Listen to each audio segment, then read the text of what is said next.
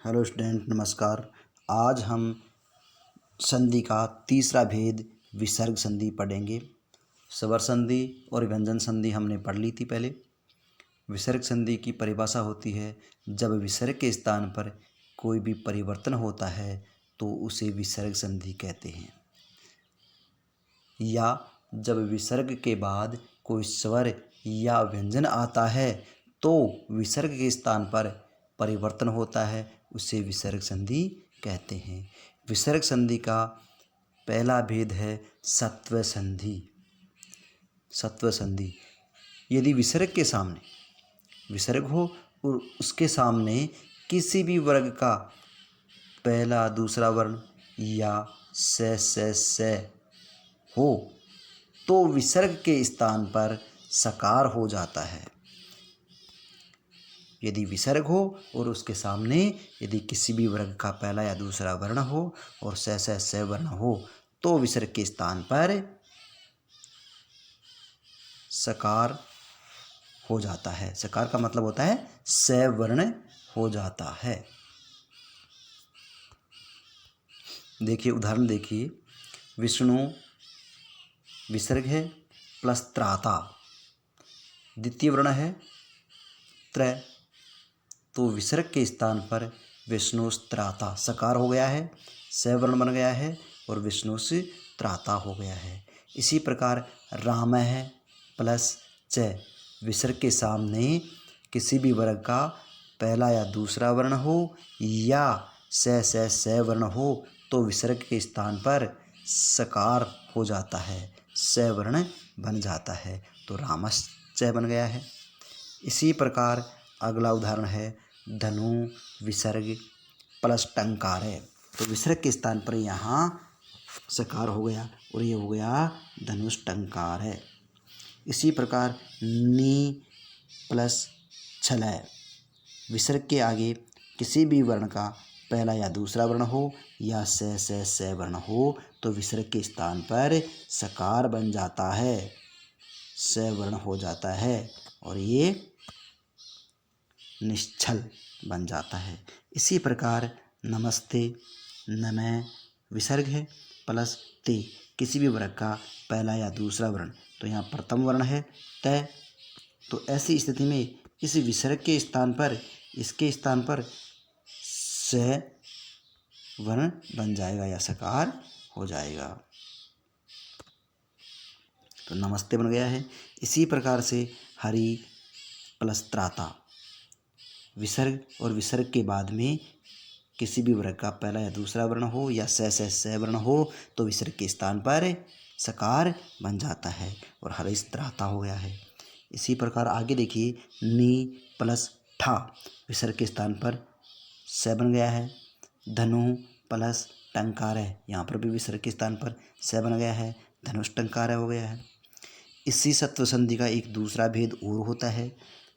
यदि विसर्ग के सामने विसर्ग हो और इसके सामने सकार हो या कोई भी से हो, विसर्ग के बाद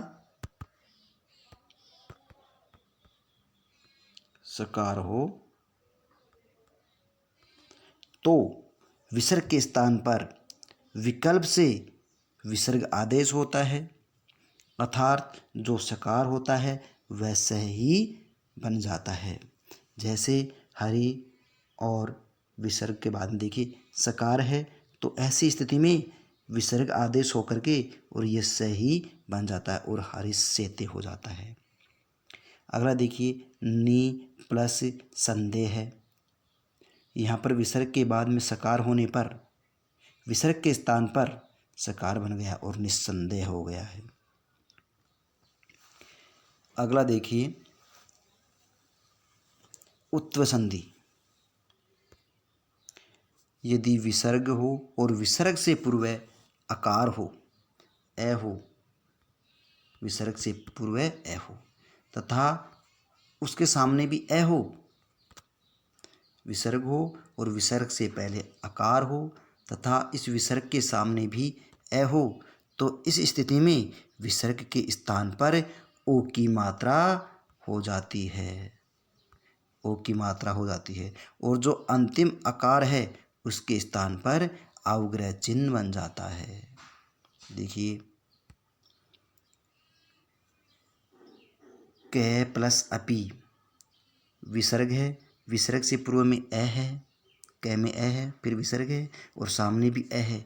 ऐसी स्थिति में इस विसर्ग के स्थान पर ओ की मात्रा बन जाती है और ये जो अ है उसका अवग्रह चिन्ह बन जाता है और ये को अपी हो जाता है। अगला है रामः प्लस अवदत्। विसर्ग और विसर्ग से पूर्व अ है तथा सामने भी अ है। ऐसी स्थिति में इस विसर्ग के स्थान पर ओ की मात्रा और इसके स्थान पर अवग्रह चिन्ह बन जाता है। तो ये हो गया रामो अवदत्। अगला उदाहरण देखिए रामः प्लस अयम।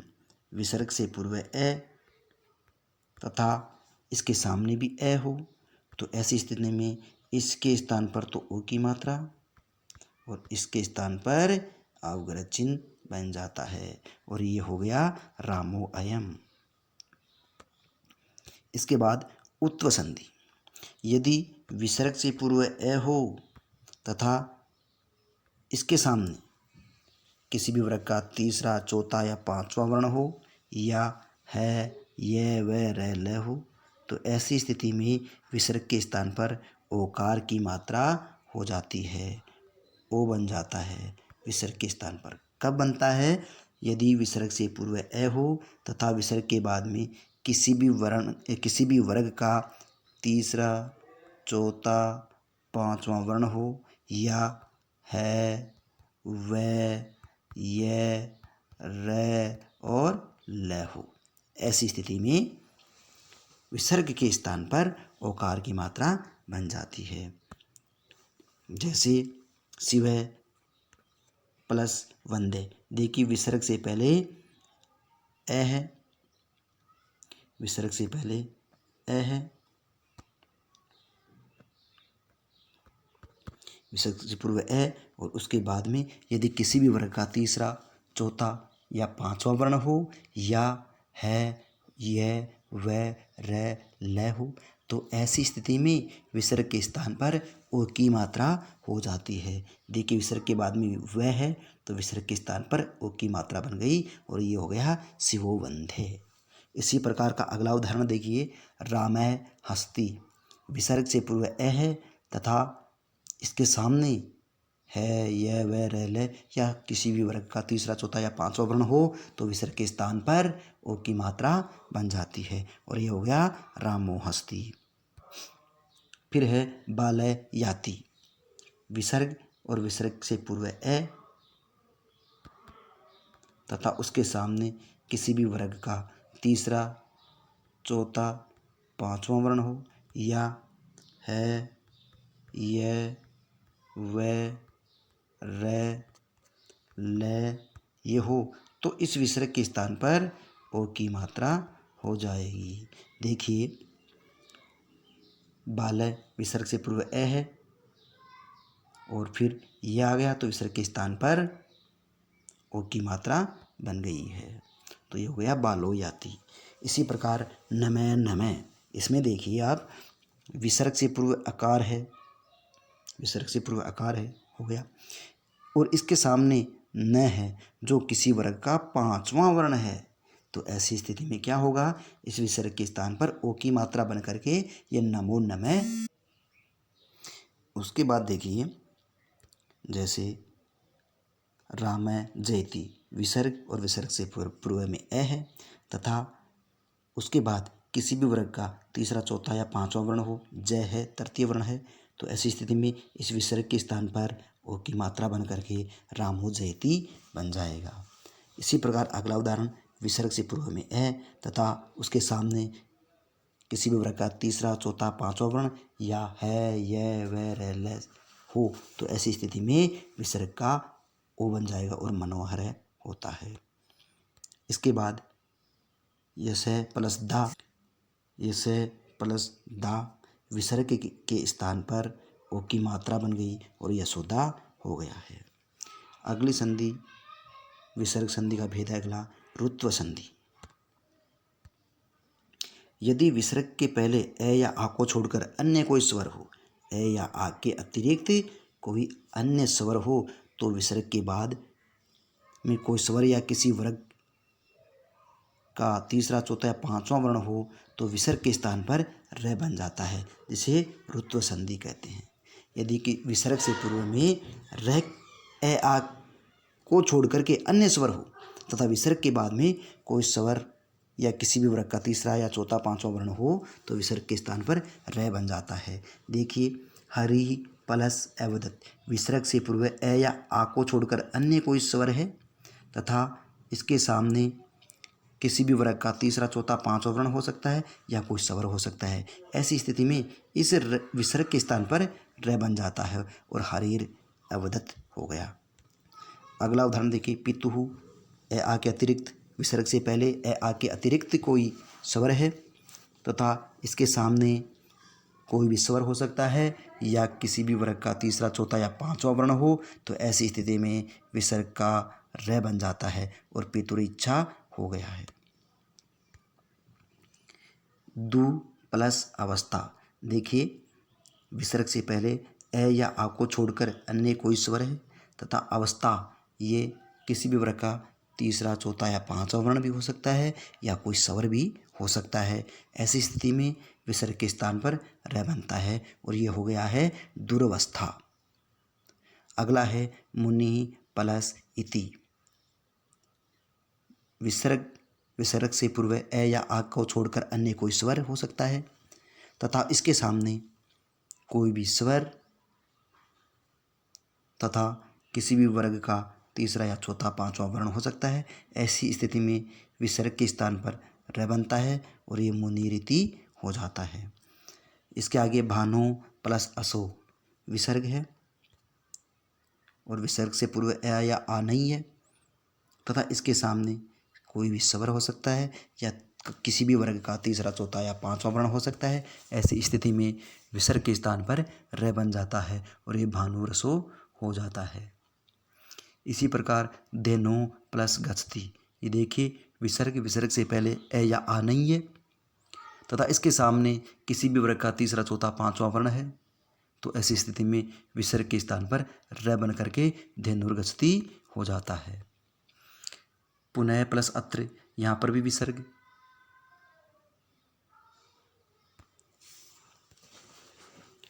पुनः प्लस अत्र है तो विसर्ग के स्थान पर र बन करके पुनरत्र हो जाता है।